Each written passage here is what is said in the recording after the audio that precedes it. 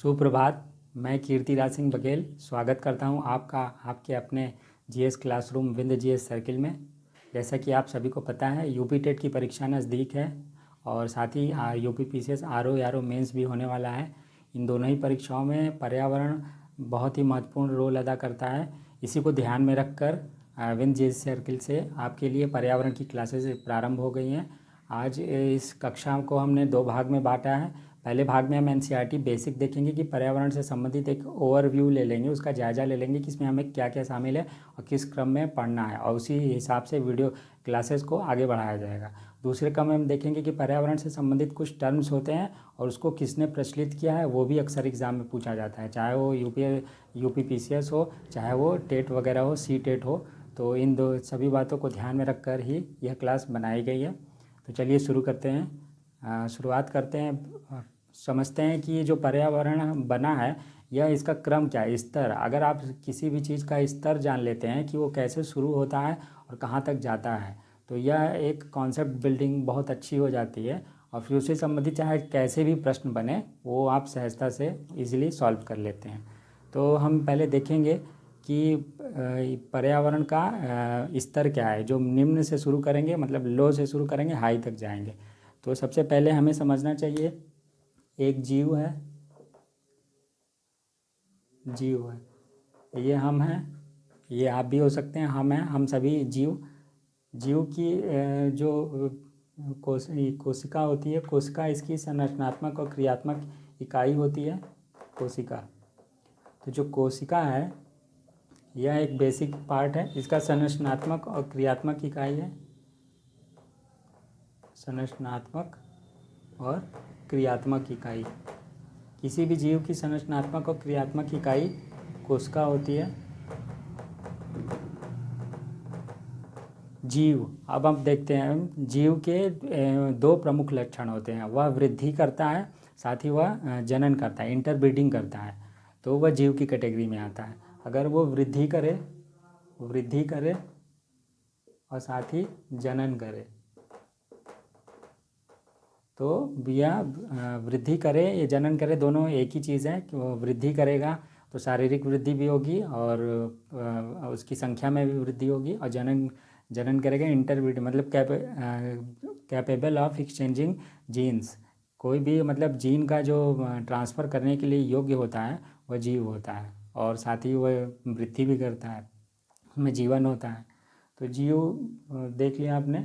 कोशिका सबसे पहले एक संरचनात्मक और क्रियात्मक इकाई है। कोशिकाओं से मिलकर ऊतक बनता है, ऊतक से अंग बनता है, अंग से अंग तंत्र, और फिर एक जीव का निर्माण होता है। तो हमने ये देखा कि कोशिका से जीव का निर्माण हुआ। जीव वृद्धि करता है, इसका सबसे बड़ा वो होता है, और इंटरब्रीडिंग करता है, मतलब जनन करता है। जीव से जनसंख्या का निर्माण होता है। कलर चेंज कर देते हैं। जीव से जनसंख्या का निर्माण होता है, जनसंख्या।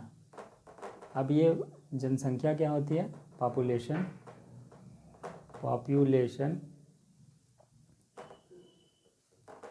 कोई भी प्रजाति के जो भी सारे जीव होते हैं उसको जनसंख्या के हिसाब से डिफाइन किया जाता है। जैसे एक मनुष्य है, मनुष्य प्रजाति हो गया, तो उसके सारे जीव, सारे मनुष्य जीव हो गए।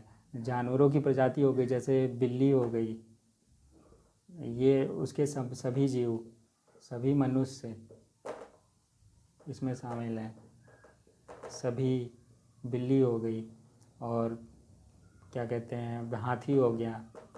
तो बेसिकली कोई पेड़ हो गया, पादप हो गए।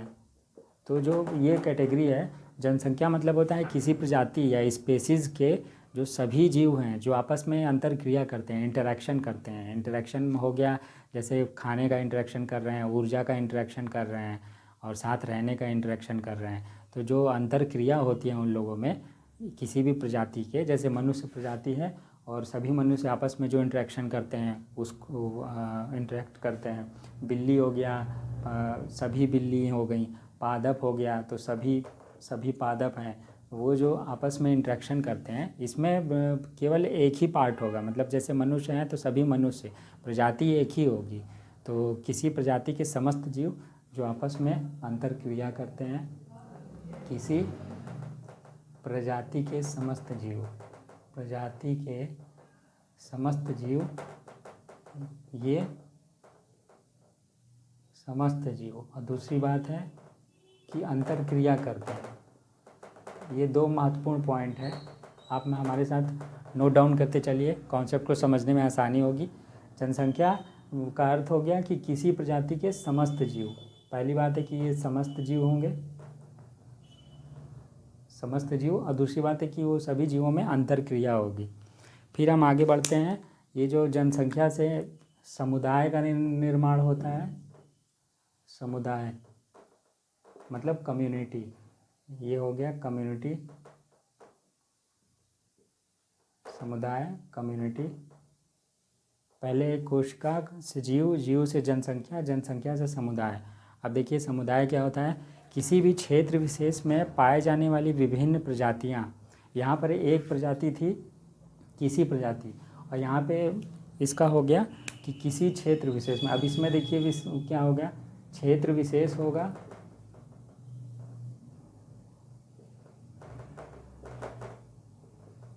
और विभिन्न प्रजातियां हो जाएंगी, विभिन्न प्रजातियां, विभिन्न प्रजातियां, और यह भी इंटरेक्शन करेंगी, अंतर क्रिया। तो ये 3 पॉइंट हो गए इसमें। कोई क्षेत्र विशेष होगा, वो वहाँ पे पाई जाने वाली विभिन्न प्रजातियां और उन लोगों में अंतर क्रिया, इंटरेक्शन, वो कम्युनिटी कहलाएगा। जैसे अब यहाँ पर एक एक कम्युनिटी थी, मतलब एक एक प्रजाति थी। अब यहाँ पर मनुष्य हो गया और जानवर हो गए और पादप हो गए। विभिन्न प्रकार के जो प्रजातियां हैं, मनुष्य प्रजाति, जानवर, पादप, ये जब इंटरेक्ट आपस में करेंगे, यहाँ पर केवल मनुष्य आपस में मनुष्य से इंटरेक्ट कर रहा है, बिल्ली आपस में बिल्ली से, और यहाँ पर समुदाय में मनुष्य भी, पादप भी, सभी आपस में इंटरेक्ट कर रहे हैं। विभिन्न क्षेत्र विशेष, समुदाय का अर्थ है क्षेत्र विशेष, विभिन्न प्रजाति और उनमें आपस में इंटरेक्शन। अब देखिए समुदाय के बाद आता है ये कोशिका हो गया। फिर से एक बार रिवीजन कर लेते हैं। कोशिका, कोशिका से जीव, जीव से जनसंख्या, जनसंख्या से समुदाय, समुदाय से पारितंत्र का निर्माण होता है, पारितंत्र या इकोसिस्टम, इकोसिस्टम। जीव, कोशिका, जीव, जनसंख्या, समुदाय, पारितंत्र। पारितंत्र होता है, पारितंत्र होता है निवास प्लस समुदाय, मतलब समुदाय और प्लस उसका हैबिटेट। इसको बस 2 शब्दों में डिफाइन करेंगे। एक समुदाय होगा और उसका निकेत या हैबिटेट, हैबिटेट। अभी इसको समझिए कि एक समुदाय होगा, विभिन्न प्रजातियां जो आपस में अंतर क्रिया करती हैं, और वह जो है एक विशेष किसी क्षेत्र विशेष में निवास करती हैं, उनका हैबिटेट। हैबिटेट और पर्यावरण में क्या अंतर होता है, हैबिटेट ऑलवेज हैव लाइफ, मतलब हैबिटेट जो उसमें सदैव जीवन होगा, लेकिन पर्यावरण does not always have life, मतलब पर्यावरण में ये ज़रूरी नहीं है कि सभी पर्यावरण में जीवन ही होता है। जैसे भौतिक पर्यावरण हो गया, प्राकृतिक पर्यावरण हो गया। खैर अभी हम देखते हैं, आगे देखेंगे। अभी हम देखेंगे पारितंत्र। पारितंत्र के 2 पार्ट में इसको समझेंगे। समुदाय होता है और उसका एक निकेत या हैबिटेट होता है। हैबिटेट निवास स्थान, इसको ऐसे आप समझ लीजिए, निवास स्थान,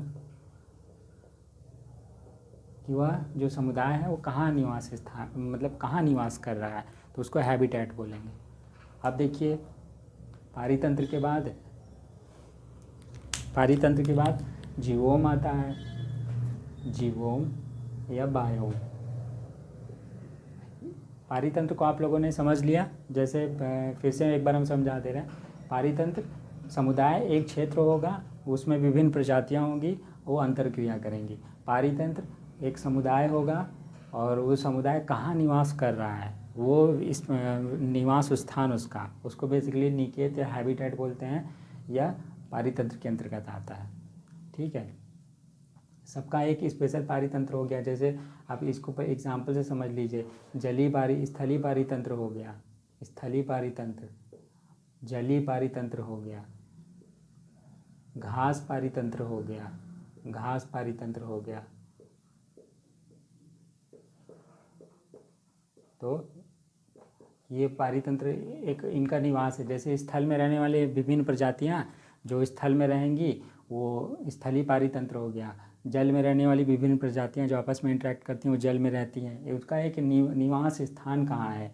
ये एक समुदाय है। स्थली में पादप हो गया, जंतु हो गया, और उसका निवास स्थान कहाँ है? निकेत, वो स्थल में है। उसी तरह जलीय पारितंत्र, जल में रहने वाली सभी मछलियाँ ये और उस मत्स्य वर्ग से संबंधित सभी जीव और उससे संबंधित उनका निवास स्थान कहाँ है? तो जल है, तो वो उसका हैबिटेट हो गया। तो अब आते हैं फिर से जीवों पे। फिर से एक बार हम लोग रिवीजन करते रहेंगे। इससे हम बार बार इसीलिए हम शुरू कर रहे हैं ताकि आपके दिमाग में ये छप जाए। कोशिका से फिर आगे बढ़ते हैं तो जीव से आगे बढ़ेंगे तो जनसंख्या बनेगी, जनसंख्या से आगे बढ़ेंगे तो समुदाय बनेगा, समुदाय से आगे बढ़ेंगे तो पारितंत्र बनेगा। और पारितंत्र जैसे समुदाय एक क्षेत्र विशेष नहीं, उसका जो स्पेशल निवास स्थान है, हैबिटेट, उसको बोलते हैं वो समुदाय। ये दोनों मिलकर जैसे स्थलीय पारितंत्र हो गया, जलीय पारितंत्र हो गया, घास पारितंत्र हो गया, मरुस्थल हो गया, ऐसे ही मरुस्थल पारितंत्र होता है। तो अब देखिए जीवोम हो गया। पारितंत्र के बाद जो अगला स्तर होगा, इसका उच्चतम स्तर होगा, वो जीवोम होगा। जीवोम बेसिकली क्या होता है इसको समझ लीजिए। ये जीवोम होगा, सभी पारितंत्र मिलकर जीवोम का निर्माण करते हैं। जीवोम या बायोम, इसको बायोम भी बोलते हैं, कंफ्यूज मत होइएगा। अगर बायोम कहेगा तो भी और जीवोम कहेगा तो भी, दोनों एक ही चीज़ हैं। सभी पारितंत्र मिलकर, पारितंत्र बेसिकली इसका एक पार्ट है, पारितंत्र जो है इसका एक पार्ट है जीवोम का। पारितंत्र एक हिस्सा है, ठीक है। और इसे बेसिकली होता क्या है? जीवोम होता है मृदा,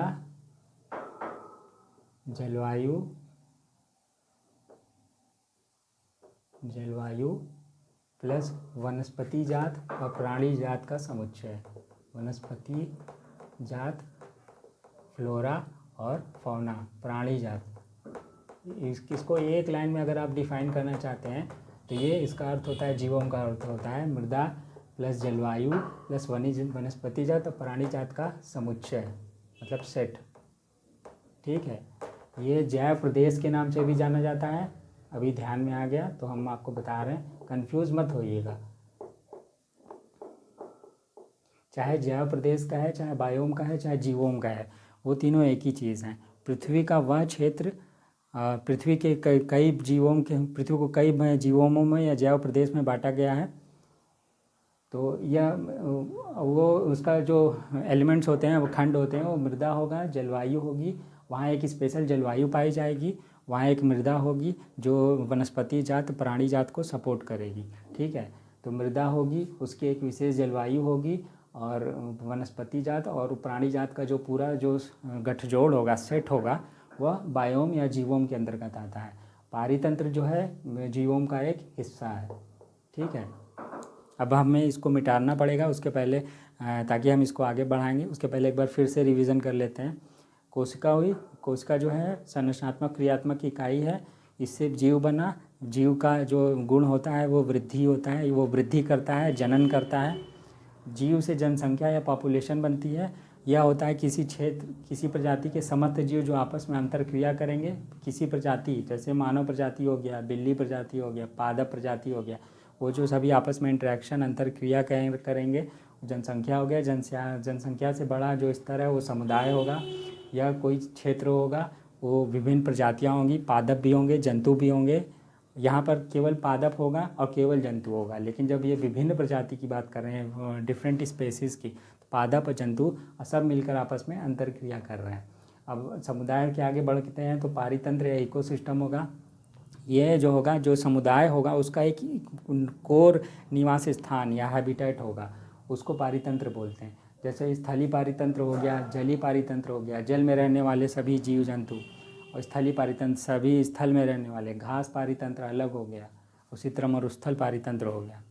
मतलब एक स्पेशल निवास स्थान है, वो वहीं सर्वाइव कर पाएंगे। ठीक है।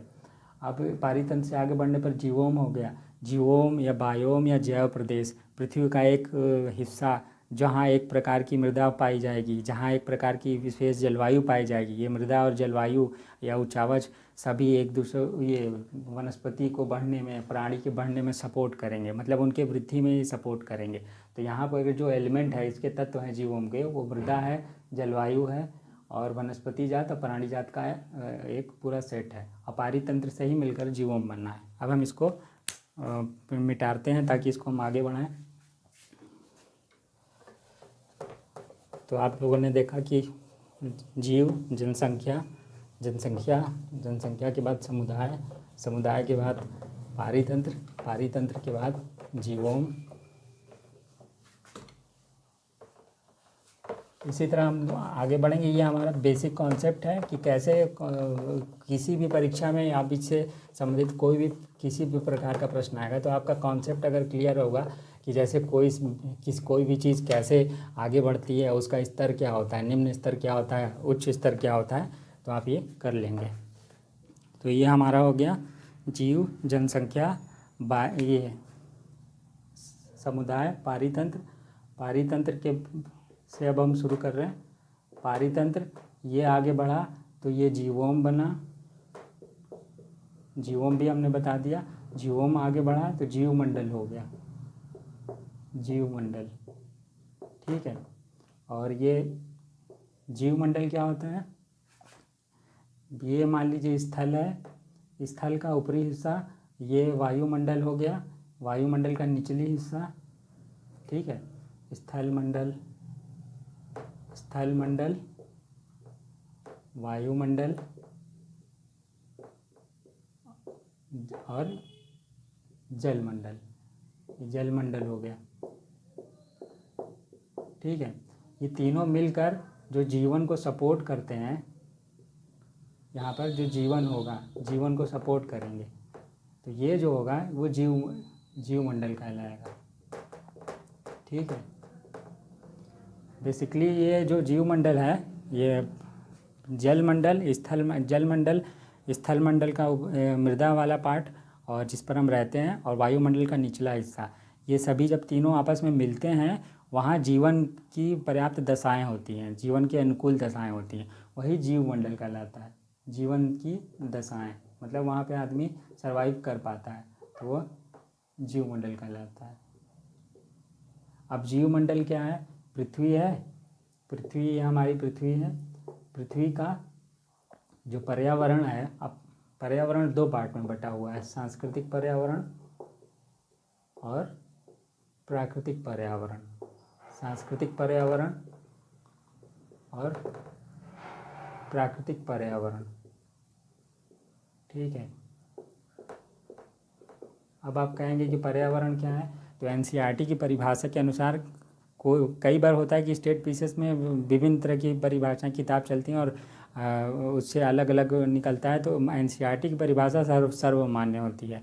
उसमें कभी भी एग्ज़ाम में होगा तो बस यही परिभाषा चलेगी और वही मान्य होती है सभी स्टेटों। यूपीएससी भी इसी को मानता है। एक जीव है वह सारी दशाएं जो एक जीव को एक समय बिंदु पर, ये जो पर्यावरण है, जीव समय बिंदु एक पॉइंट ऑफ टाइम पर जो सभी दशाएं होंगी जो जीव को घेरेंगी वह पर्यावरण कहलाता है। दशाएं जो जीव को घेरती हैं, तो जीव होगा एक समय बिंदु पर, उस सभी दशाएं कैसी होंगी, वो प्राकृतिक दशाएं हो सकती हैं और सांस्कृतिक दशाएं हो सकती हैं। तो उसको जो घेरती हैं वो पर्यावरण कहलाता है। अब अगर हम कहेंगे कि सांस्कृतिक पर्यावरण क्या है, तो सांस्कृतिक पर्यावरण में मानव आता है और मानव की गतिविधियाँ आती हैं। मानव की गतिविधियाँ जैसे हो गया सांस्कृतिक गतिविधियाँ, आर्थिक गतिविधियाँ, और आर्थिक गतिविधियों में व्यापार और ये सारी चीज़ें।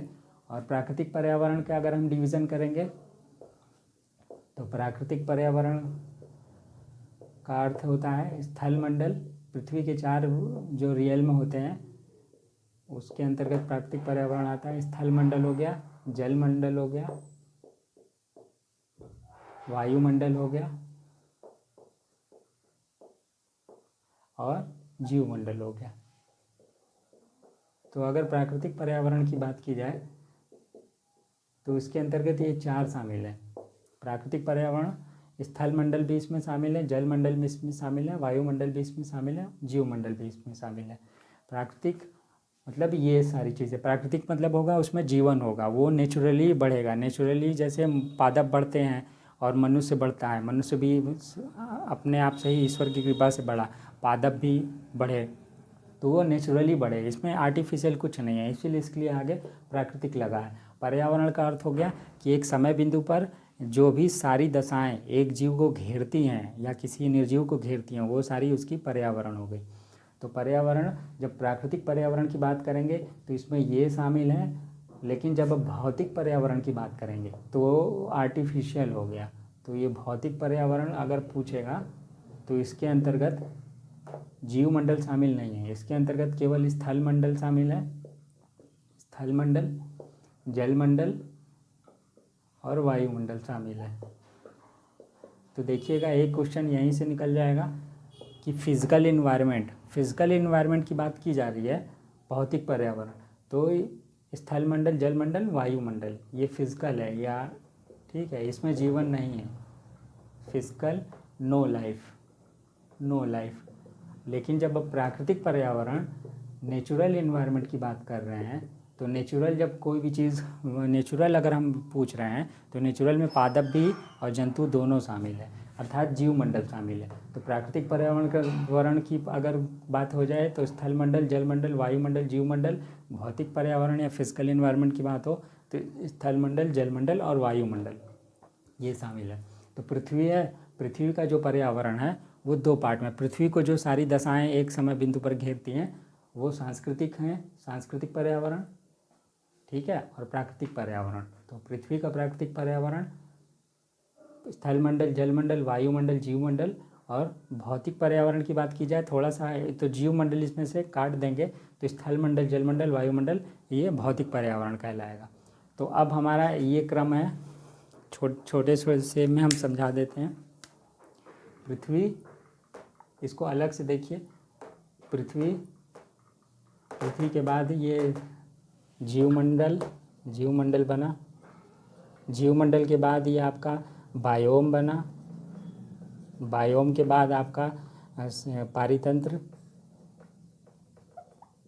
पारितंत्र समुदाय से मिलकर बना, समुदाय जो है जनसंख्या जो है जीव से बनी। अब ये जो जीव से लेके पृथ्वी, ये जो क्रम है, जीव है, जनसंख्या है, समुदाय है, पारितंत्र है, बायोम है, जीवमंडल है, पृथ्वी है।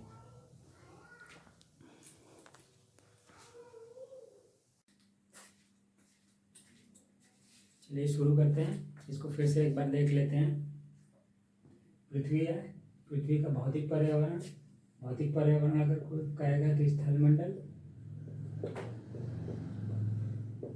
जल मंडल, वायुमंडल, ठीक है। इसको फिर से हम एक बार समझा रहे हैं ताकि अच्छा हो जाए। प्राकृतिक पर्यावरण को कोई कहेगा, इन्हीं तीनों में बस जीवमंडल भी जोड़ देंगे, जीवमंडल, स्थल मंडल, वायु, जल, ठीक है। अब हम आते हैं अपने कॉन्सेप्ट पे, पृथ्वी, उसके बाद जीवमंडल, बायोस्फीयर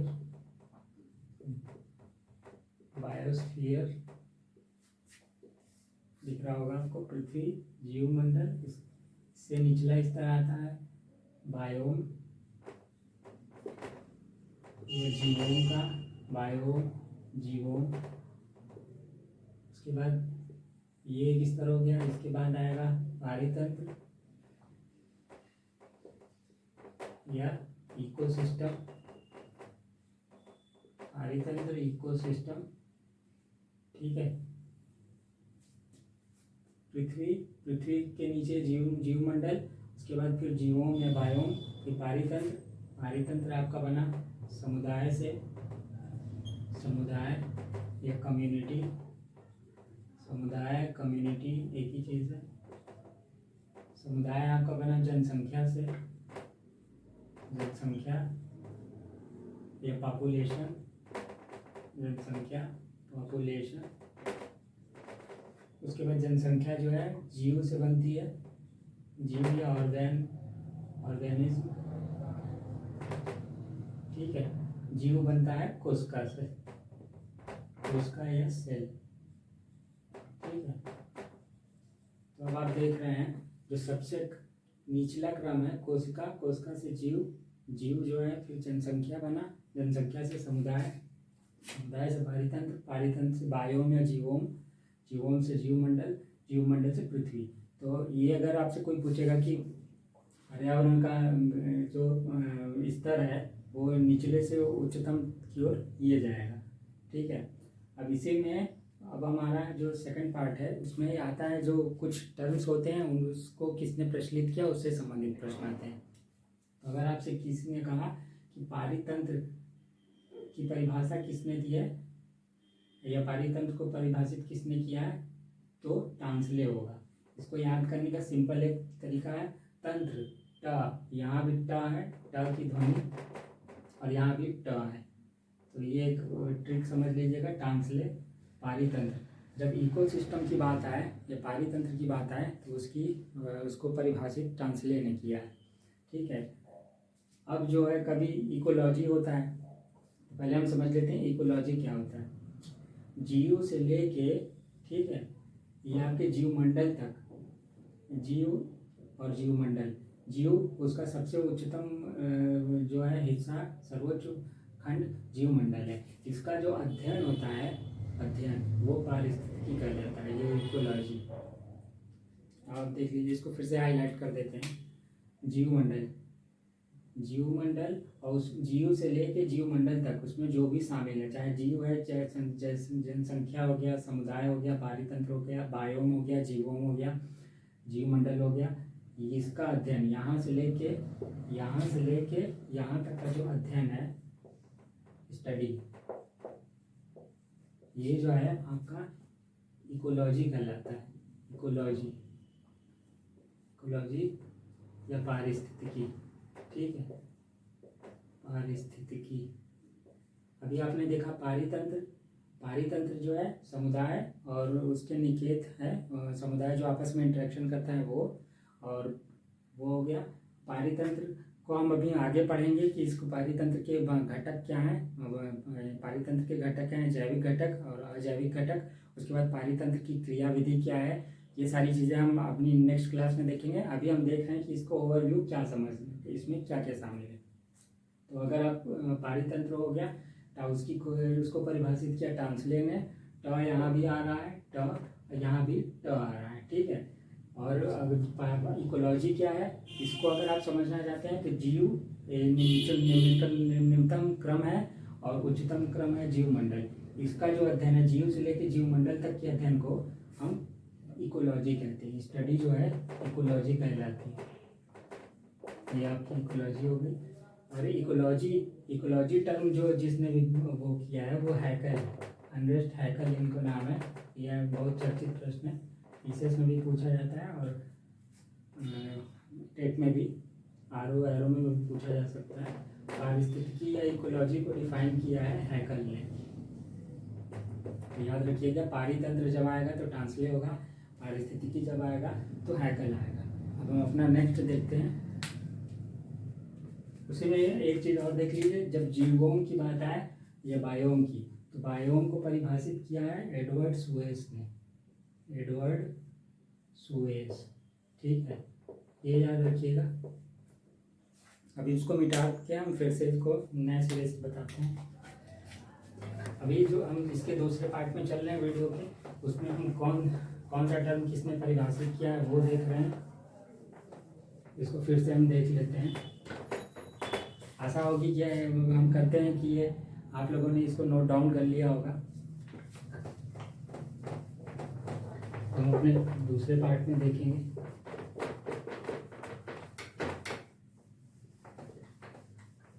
परिभाषित किसने किया है, उस पे चल रहे हैं। तो चलिए शुरू करते हैं, फिर से इसको एक बार नए सिरे से देखते हैं।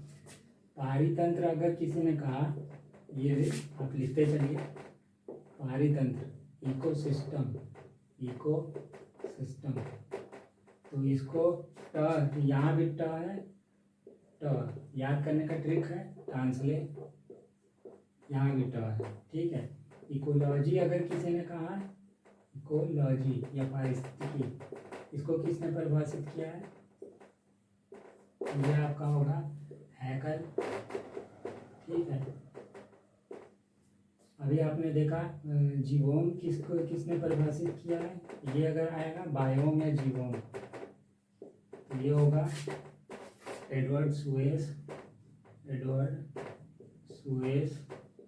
ये सारे टर्म एग्ज़ाम में ज़रूर पूछे जाते हैं। यूपी के तो एग्ज़ाम में, हर एग्ज़ाम में पूछे जाते हैं, चाहे वो टेट हो, चाहे यूपी पीसीएस हो, आर हो। अब अभी हमने देखा था कि समुदाय का जो है निर्माण, ये निकेत और उस समुदाय से होता है। समुदाय में उसका एक निकेत होता है, हैबिटेट होता है। निकेत की परिभाषा अभी हम निकेत आगे में समझेंगे, अभी हमने केवल टर्म लिया हुआ है, इसको हम नेक्स्ट क्लास में समझेंगे। निकेत समझेंगे, पारिस्थितिकी तंत्र क्या होता है, उसके घटक क्या होता है, उसकी क्रियाविधि क्या होता है, ये सारी चीज़ें देखेंगे। अभी हम केवल देख रहे हैं कि इसको परिभाषित किसने किया है, ग्रीनेल ने किया है। तो ये ग्रीनेल हो गया।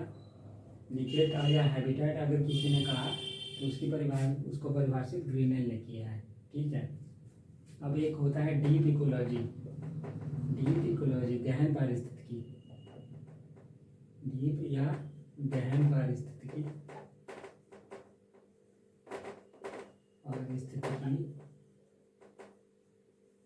इसको नेस ने किया है, ये याद रखिएगा। डीप इकोलॉजी, गहन पारिस्थितिकी, नेस। अब नेस नाम है, हम नेस लिख रहे हैं और एक शब्द से काम चलाइए, तो कन्फ्यूजन नहीं होता है। अर्नेज नेस, ठीक है। इकोसॉफी अगर कोई कहता है, इकोसॉफी क्या होती है, इसको भी हम अगली क्लास में परिभाषित करेंगे। अभी बस हम देख रहे हैं कि ये टर्म किसने चलाया है, तो ये भी नेस ने चलाया है, ठीक है। पारितंत्र, ट्रांसलेट, इकोलॉजी या पारिस्थितिकी, Ernest हैकल, जीवोम biome, Edward Suess, Niket या हैबिटेट, ग्रीनेल, डीप पारिस्थितिकी, नेस, इकोसॉफी, नेस। अब हमारा है हॉट स्पॉट। हॉट स्पॉट बहुत चर्चित प्रश्न है, इसको ये भी हम देखेंगे कि हॉट स्पॉट होता क्या है, लेकिन अभी हम बस देख रहे हैं कि इसको किसने परिभाषित किया है। तो नॉर्मन मायर्स,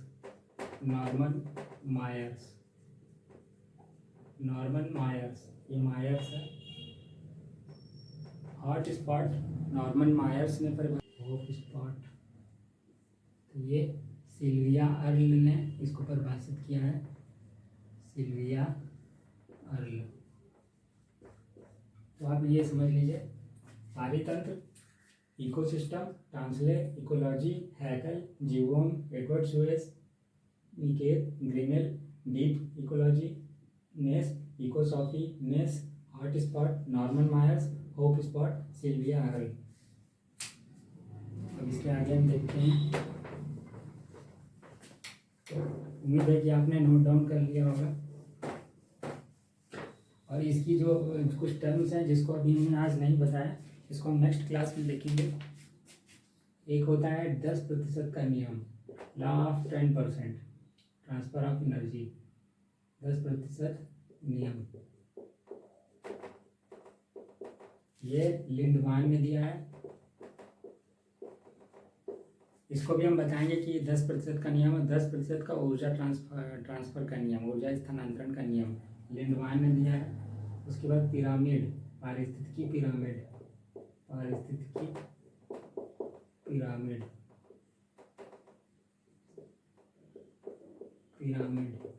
ये भी हम नेक्स्ट क्लास में बताएंगे कि ये होता क्या है।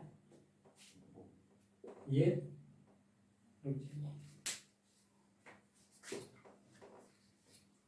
एल्टन ने दिया है,